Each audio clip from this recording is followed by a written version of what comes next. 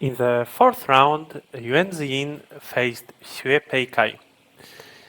Black started with a very territorial strategy, 2 times 3 3-point, and then stealing White's corner like this. White chooses to build an influence, on the other hand, and at this point it's very common for Black to continue this Joseki, trying to build an influence on the top side. However, Black is not very much interested in influence in this game, so Black chose to play elsewhere. Black is also not too worried about White's enclosing moves, because also White cannot build much potential on the top side. So Black invaded at another 3 3-point, and White chooses to block from the bottom side, which might look a bit incoherent with the strategy of building that wall. However, it's a special tactic here, which White uses right now to flip the direction of the influence. Hane in the corner and then cut, and now Black loses the access to the left side. White blocked the left side, and the Moyo looks beautiful. Black chose to limit White's potential on the bottom side, and White also extended on the bottom side, which might seem like if White is following Black, Black already put a stone on the bottom side, and then still White plays there, where the area is already pretty narrow. So why not play somewhere else? However, White sees that there is a weakness in his shape, and these 3 stones can be attacked, and then this stone is very useful. It wouldn't be very efficient to simply connect here. Maybe another idea could be to capture the stone, as this is sent by itself. Black needs to capture the stone on the other side, but then the problem is still there, the cut is still there, and maybe White needs to connect, but this might seem a bit slow. So maybe better to extend on the side. And in the game, White did it immediately. Black builds potential on the bottom side. However, there is a hole in Black's area, and White goes in. And now it's unclear who attacks whom. If Black wanted to avoid that, then it was also possible to just play from that stone. But apparently Black is not afraid. After White plays this move, then there is a very scary continuation. White might attach underneath, and then the stones are connected. So Black decides to disconnect them with the kick. Kicks by themselves strengthen the opponent. It's very easy now for White to stand up and get a very good shape. Black will then jump out. However, White was apparently not that interested in this strength. Maybe White thought that this shape is over-concentrated, and that Black's jump will be even more valuable than that strength which White gets with this. So instead of answering, White played directly on the bottom side, building a group. But this surprised me, because now Black gets an ideal shape by playing this tiger's mouth. It puts pressure on White, so White follows, and then Black keeps putting pressure. If White extends again, then, well, these 2 exchanges flattened White, and Black got strength on the outside. I would be satisfied as Black. However, White finds a more efficient way to strengthen the shape. Instead of playing this move, White figures that it's also possible to help these 2 stones, at the same time playing a move which actively puts pressure on Black's corner. Now, if Black plays elsewhere, then White can in center limit Black significantly, leaving an agi to kill the corner in a ko. So basically, Black needs to react to such a move. And almost always, as a reaction to such a move, you will see an Atari here, a stubborn Atari, rather than capturing the stone on the other side. White needs to protect, otherwise the shape is broken. But then in the future, White's Hane in the corner will be sent, and in the end, Black's corner is very small, and White also strengthens his shape on the outside. So instead, Black plays this stubborn Atari, which still keeps both options for Black. Now White is not very much interested in connecting, because it would be just like the variation which I showed before, but with a very profitable exchange for Black. This is a common way of playing it out. However, the cut at C is still there. Still the shape is a bit thin. If White plays elsewhere, then not sure what happens with this group. Or maybe White can capture this stone, threatening Black's group in the corner. But let's even say that Black captures the other one. Again, this group of White is very thin. So White decides that it's still needed to add a move. And it must have been a bit uncomfortable position for White. White decided to peep to also annoy the opponent a bit, and when Black answers, maybe White decides to somehow indirectly protect the cat, or maybe be a bit more brave, just jump from that stone, claiming that now these two stones are going to help the thin group on the bottom play from the other side, trying to put pressure on Black's group, go into a fierce fight, hoping that Black doesn't choose this variation, but rather Black jumps out and then White has time to protect that shape. Probably it's still best to capture the stone and then add the move, yes. Yes, so this is how White chose to deal with this situation, but I think that the best way for White was to connect solidly, because it also helps these two stones. Black can put a bit of pressure, but what next? Well, Black cannot disconnect these two stones from the other stones of White. If Black plays here, White can simply capture Black's stone. Black certainly doesn't have such a counter. Black needs to make life with the group, and the only possibility for this is by capturing the stone on the other side, and then White can simply connect the shape. In the future, the Hane will be White's center, so Black is reduced to 5 points in the corner. Problem of the cat is resolved naturally. White loses center, but White gets a very strong position, and it's very similar to getting this result. However, after the tiger's mouth, Black had this other option of the Atari, and now White didn't really have any good answer. So White chose this peep to kind of change the topic, but most probably this peep was a mistake. Black answered in a dynamic way. Black doesn't want to simply connect. First, Black played Hane and descend just to get this stone in center, and Black doesn't care that the answer of White weakens those two stones, because Black doesn't have a plan to care about those two stones at all. Black pushes from the other side. White cannot just ignore it, play elsewhere, because then this exchange, it only strengthens Black. So White, in a coherent manner, continued from that peeping stone, but then Black has time to push once more. White extends, and then suddenly Black puts pressure on that group of White, and Black is completely not afraid of that cut.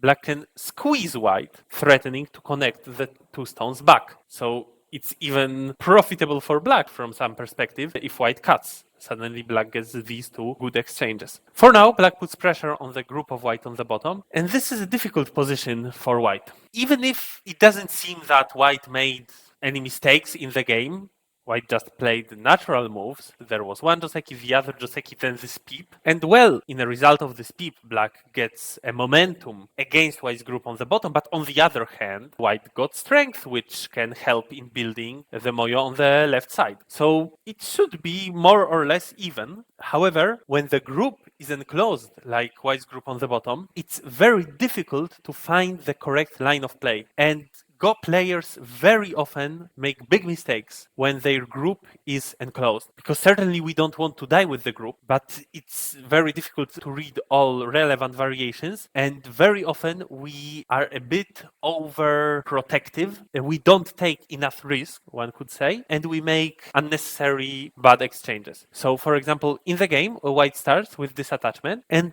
these 3 exchanges are all White's inside for Black's outside. So Black is satisfied when White makes such exchanges. Now with the last move, Black even puts pressure on White's 3 stones, but White doesn't really have time to react because the group on the bottom is still in danger. So maybe these are already bad exchanges. White could theoretically continue this strategy of just playing the exchanges from the inside, but this would be too painful. And instead, White decides to counterattack. White starts with this cut.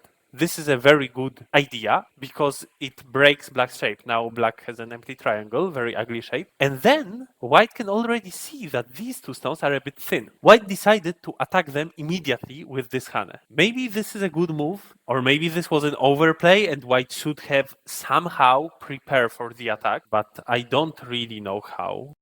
White decided that it's possible to immediately play Hane. And Black really wants to cut. If Black doesn't do it, then Black stones are completely split. White goes out with a beautiful shape. If Black plays like this, maybe Black can still enclose White, but there are so many cutting points in Black shapes. That's not good. So Black cuts, and then how can White put pressure against these 2 stones? White cannot capture them. The ladder doesn't work in neither side. White can play such a move in center, for example, but white plays something even more powerful. Blocks here, which threatens to capture black's 2 stones in ladder. If black answers, then white would probably continue putting pressure with Hane, or I don't know what exactly white's plan was. Maybe with this Kosumi. Then Hane, if black agrees on it. Black answers, and now the ladder doesn't work. But white stubbornly continues, and now again the ladder works. So black is in a difficult position. Black cannot continue this fight to break the ladder indefinitely, because the next move, like that, would only let white capture other 2 stones of black. Black cannot connect. It's not acceptable to lose those 2 stones. So black finds a Tesuji, an empty triangle, which is a Tesuji, Guzumi. If white answers, then black gets everything what black wanted. However, white has an active answer. White can play Atari here, and when black extends, white can capture the other 2 stones of black in the ladder. So black's trouble is still there. Black shows us a brilliant combination here, because after the first empty triangle, he continues with the other empty triangle. And again, if white protects the shape, then black gets what black wanted. Black can descend with that stone. Now white needs to fix that shape, and black strengthens the corner, keeps white separated, and this is a big success for black. It means that white cannot answer this next empty triangle of black, and white chose to play on the right side this move, probably expecting a block, an answer like this, after which white might even continue the fight by fixing the shape and try to harm black's group in the corner. However, black countered white's move in a beautiful manner. Now black descended, and white needs to help these stones. So white adds a move. If black plays here, then it will be all the same as we showed before. But for now, black can still use those 2 stones. Instead of sacrificing 2 stones, black can sacrifice 3 white blocks, and then black uses a beautiful Tesuji clamp here. Threatens to connect the 3 stones, so white has no choice but to split black. By the way, white cannot split black with this move, for example, because then black squeezes white and captures all white stones. So white needs to choose this move, after which the squeeze does not work because of the double Atari. Alright, black cannot squeeze and kill white stones. However, black continues with this move, go up, and then a bit lighter version of the squeeze, which doesn't kill white, because now white has 3 liberties and black also has 3, but still black managed to enclose white completely in center. And only after all those moves, black goes back to protect the shape. Already a big success for black. The group on the side doesn't yet have a complete life, but if white adds a move around here, then black simply finishes the shape on the bottom, killing white's bottom group.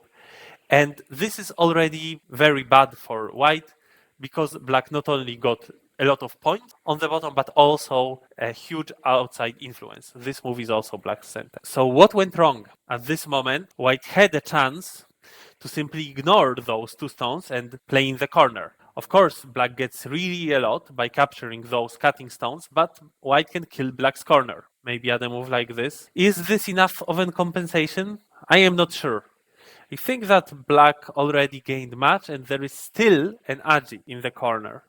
So I think that black might be satisfied, but it's less clear than in the actual game. It all came from an overplay which white played right now. White extended here, not expecting how big harm black's descent will cause. If white knew that black can, after this descent, simply enclose the group, put 4 stones in center around the group on the right side, then white wouldn't have extended here, but white would have simply captured the stone, creating a Ponuki shape. And this result is certainly acceptable for white. Black cannot now capture the 2 stones because the stone in the corner is still in danger. Black rather needs to play here.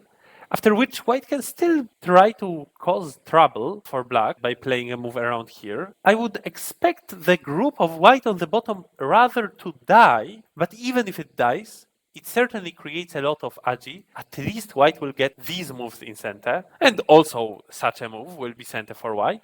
Or who knows, maybe white would one day prefer to extend up and maybe enclose this group of black, trying to create Samedori with this group. So this is all playable for white. Black gets a lot of territory on the bottom if we are correct about white dying here, but white already got a good compensation on the right side, and we shall not forget about what white already gained before on the left side. Now white can jump and continue building a huge moyo there. In the game, unfortunately, white got squeezed, and now white doesn't want to simply make life and die with the group on the bottom. Instead, white tries to save this group, attacking black's corner, but then black takes away white's eye space, and now it becomes a capturing race between this group of white and this group of black, and unfortunately for white, this capturing race is won by black by 1 liberty. At this point, white read it